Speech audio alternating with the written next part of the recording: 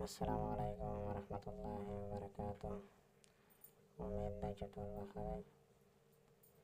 نن به په دې ویډیو کې زه تاسو ته د ټیلیګرام د کولېدلو VPN نه بغیر کولېدلو طریقه ښایم.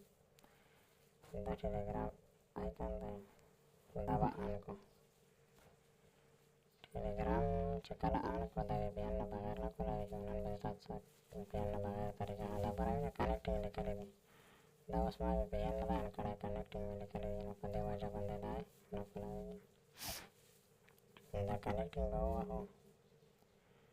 کنیکټینګ چې کله ووهو نو دغه شانتې انټرفیس به راشي. دې کې د بره لیکلی دی یوز پروکسي. د یوز پروکسي چې کوم لیکلی دی که نه، دا زه نشان درته به کوم. د یوز پروکسي دا به آن کړي. یوز پروکسي چې کله آن کړي دا شانتې انټرفیس به راشي. دې کې د سرور دی، سرور کې به دا ولیکئ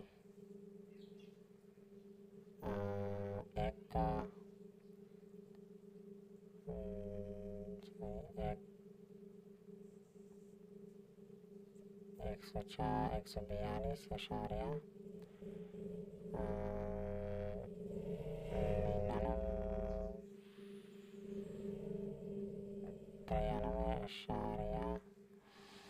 93.68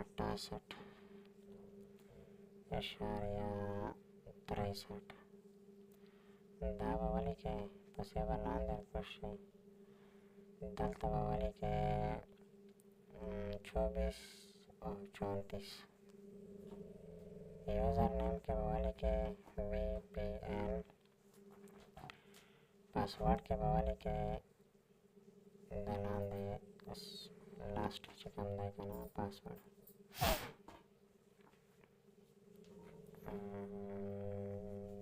لاست پاسورډ دلته به ولیکئ unlimited.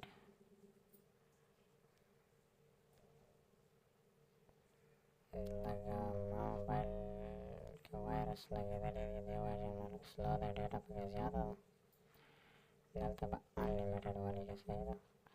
بیا به د ټیک مارک چې کوم بره دی دا به اوکې کړئ. دا چې څنګه اوکې کړئ نو دا به چیکینګ شروع شي. کنیکټینګ چې شروع شي نو د پاس چې کوم آیکن دی د پروکسي سیټینګ سره دا به ووایي دلته ګوره کنیکټینګ ټو پروکسي. دا به سرچینګ شروع کړي او دا به خپل په خپله کنیکټ شي. نو دې طریقې سره تاسو بغیر د VPN چې کوم دی دی نه بغیر ټیلیګرام آن کولی شو. امید ده چې د ویډیو به مو خوښه شوې وي. ما سره نیټ لږ سلو دی، دې په وجه زر کنیکټ کېږي نه. نو که ویډیو مو خوښه وه نو پلیز چینل سبسکرایب کړئ.